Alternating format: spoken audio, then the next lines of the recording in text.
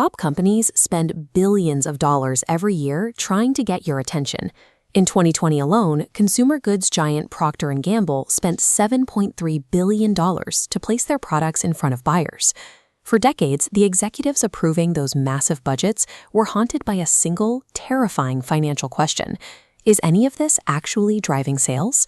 The 19th century merchant and politician John Wanamaker famously summed up this industry-wide anxiety. He said, "I know that half of my advertising is wasted, but I don't know which half." Today, an enterprise cannot tolerate multi-million-dollar mistakes. Before a single dollar is spent on placement, market researchers rigorously evaluate a campaign against 4 specific criteria. First, resonance. Does the ad actually compel the viewer to care? Second, relevance. Does the specific message matter to the exact audience the company is trying to reach? Third, brand fit. Does the tone match the established identity of the company? And finally, clarity.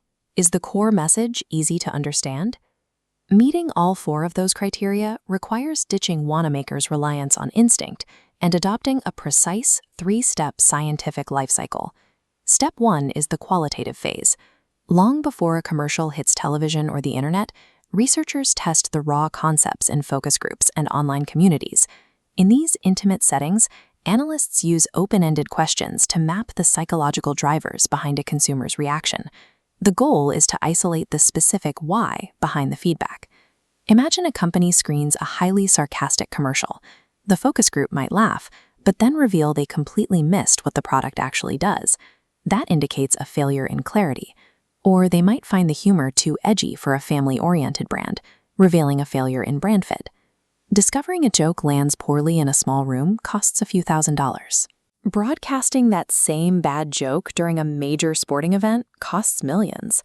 This early feedback lets creatives adjust the script, refine the message, and select better media channels before tapping into the real budget. Qualitative research acts as a psychological safety net. It catches the flaws in a concept while it is still cheap to fix them. Once the ad is refined and ready to launch, the life cycle moves to step 2, quantitative research.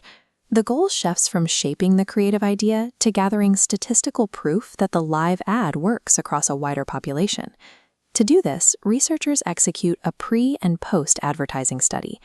Before the campaign airs, they poll a large, statistically significant sample, usually around 400 people, to establish a firm baseline of current brand awareness. After the ad runs, they poll a fresh, similar sample of 400 people. By comparing these 2 datasets, researchers can isolate the exact statistical impact of the new campaign. Analysts measure this impact using the brand funnel, which tracks how effectively a commercial pushes consumers toward a purchase. At the top is unprompted awareness. Metrics track the drop-off as consumers move down to consideration, usage, and advocacy, where they recommend the brand. If the post-campaign numbers swell at each stage of that funnel, the advertiser has hard data proving their campaign successfully shifted consumer behavior. Step 3 relies on modern web analytics to track the campaign. Instead of waiting for a post-campaign survey, analysts watch what people actually do online. They monitor hard behavioral data points. They tally impressions, the exact number of times an ad appeared on a screen, and compare that to click-through rates to see how many viewers decided to take action. By merging live digital cookie tracking with traditional survey panels, analysts combine these behavioral signals with demographic data. This synthesis builds a high-resolution profile of the exact audience engaging with the brand. Web analytics provide an ongoing microscopic reality check.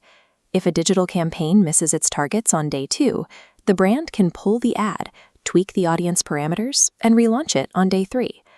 John Wanamaker may not have known which half of his budget was wasted, but a modern executive equipped with these tools does not have to guess.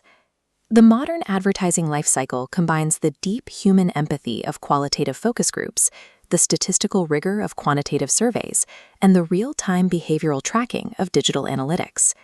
These 3 steps strip the guesswork out of the budget. Advertising is no longer a risky art project where creatives throw ideas at the wall to see what sticks. It is a highly accountable, measurable financial investment. So the next time a commercial catches your eye, consider the journey it took to get there. That media is the final, highly tested result of rigorous market research in action.